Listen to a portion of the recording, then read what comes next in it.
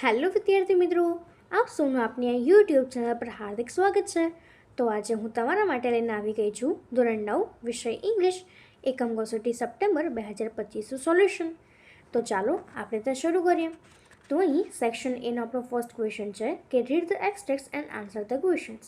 તો અહીં આપણને એક પેરેગ્રાફ આપ્યો છે, તો એના પરથી ક્વેશ્ચન આન્સર આપણે લખવાના છે. તો આપણો ફર્સ્ટ ક્વેશ્ચન છે કે how did a female cheetah catch a deer. તો તેનો જવાબ થશે કે a female cheetah caught a deer by leaping. Second question છે કે where were the two young cubs. તો તેનો જવાબ થશે the two young cubs were in the bush. હવે એના પછી આપણને સેકન્ડ પેરેગ્રાફ આપ્યો છે, તો એના પરથી આપણો થર્ડ ક્વેશ્ચન છે કે why did Abbu Khan call the new goat Chandni. તો તેનો જવાબ થશે કે Abbu Khan call the new goat Chandni because she was white as snow. એના પછી ફોર્થ ક્વેશ્ચન છે how was the new goat. જેનો આન્સર થશે the new goat was pretty white as snow, had two little horns and pair of lovely bright red eyes. તો હવે એના પછીનો આપણો થર્ડ જે પેરેગ્રાફ છે તે છે, અને એના પરથી આપણો ફિફ્થ નંબરનો ક્વેશ્ચન છે કે how old was the writer. તો આન્સર થશે the writer was 18 years old. એના પછી સિક્સ છે કે the girl was selling blank, complete the sentence. તો આપણે લખી શકીએ કે the girl was selling basket. એના પછી આપણો ક્વેશ્ચન છે કે write whether the sentences are true or false. તેનો 7 નંબરનો ક્વેશ્ચન છે કે villagers decided to drive away Edi from the village forever. તો તે થશે ટ્રુ. એના પછી 8 છે કે Sonia had a cavity on her molar. તો તે થશે ટ્રુ. 9th છે કે Chandni was white as snow. તો તે થશે ટ્રુ. એના પછી 10th છે કે the writer broke his journey at Deoli made inquiries about the girl. તો તે થશે ટ્રુ. તો હવે એના પછીનો આપણો 11th નંબરનો ક્વેશ્ચન છે કે write a short note.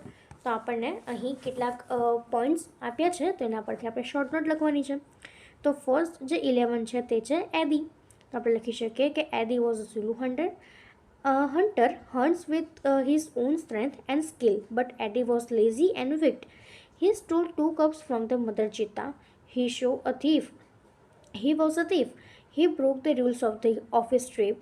He brought dishonor to the whole trip. So his trip decided to drive him away from the village forever. એના પછી 12th છે કે રાની કી વાવ. તો આપણે લખી શકીએ કે Rani ki Vav is a step well. It was constructed by Rani Queen Udaymati, the widow of King Bhimdev I. It was built to solve the problem of water scarcity matters faced by the people of Patan. Rani Ki Vav is a 7-storied structure.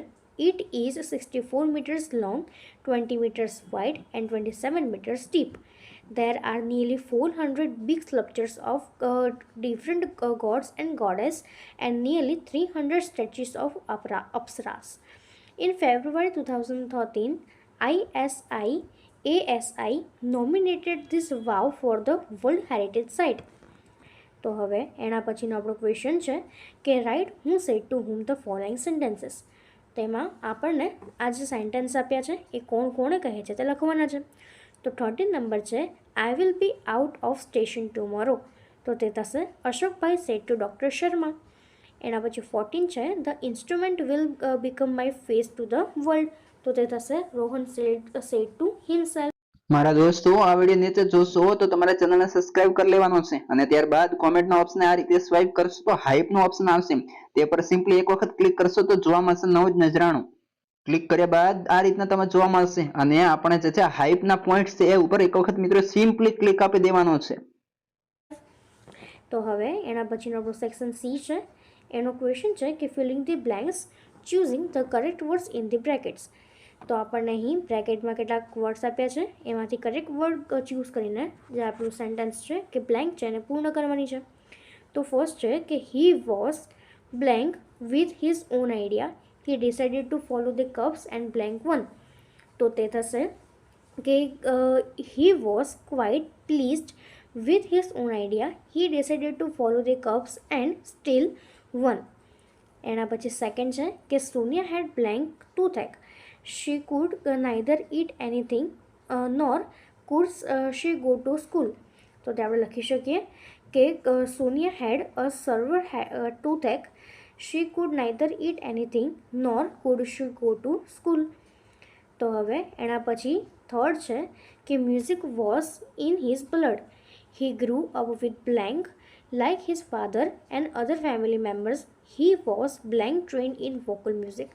તો તે થશે કે music was in his blood. He ગ્રુ up with musicians like his father and other family members. He was initially trained in vocal music. તો હવે એના પછીનો fourth question છે કે use the set words in your sentences મિનિંગફુલી. તો આપણને આજે set of word આપ્યા છે, એટલે કે 2 વર્ડ્સ આપ્યા છે, તેનો ઉપયોગ કરીને એક મિનિંગફુલ સેન્ટેન્સ બનાવવાનું છે. તો આપણને વર્ડ્સ આપ્યા છે કે સજેસ્ટ અને ફાઉન્ડ ઓફ. તો આપણે લખી શકીએ કે since Neha is found of music I suggested her to learn to play a musical instrument. તો આપણે આ રીતે તેને લખી શકીએ છીએ. તો અહીં આપણી આ ઇંગ્લિશની એકમ કસોટી જે છે પૂર્ણ થાય છે. જો તમને આમાં કોઈ પણ ડાઉટ હોય તો કોમેન્ટ સેક્શનમાં જરૂરથી જણાવજો, અને ડિસ્ક્રિપ્શન બોક્સમાં મેં તમામ વિષયોની જે એકમ કસોટી છે એની લિંક મૂકી દીધી છે, તો તમે તેને જરૂરથી જોઈ લેજો. અને આપણી ચેનલને લાઇક, શેર અને સબસ્ક્રાઈબ જરૂરથી કરી દેજો. Thank you.